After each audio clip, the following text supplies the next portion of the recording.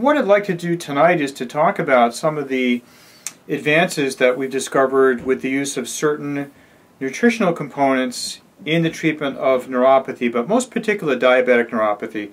For those of you who are following our articles on a weekly basis at neuropathydr.com, you'll know that in the last week especially we've been spending a lot of time together discussing metabolic syndrome, or what used to be called prediabetes and is now called Syndrome X.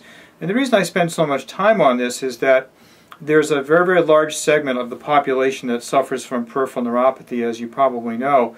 And of those patients who suffer, there's a large segment that are labeled idiopathic. Idiopathic simply means we're not sure what caused that particular patient's neuropathy.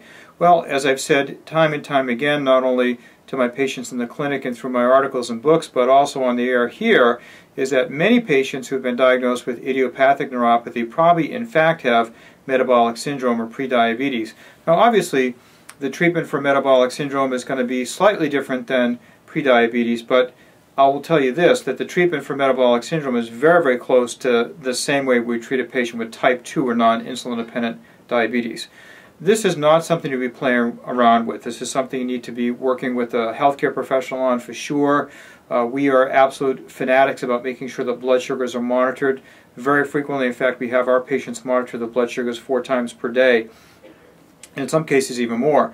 But the bottom line is, what I want to do tonight is to discuss some of the very, very exciting research that talks about some of the things that we now know about peripheral neuropathy, diabetic neuropathy in particular, and some things that you may be aware of in your own life, in your own diet, in your own supplementation programs, etc.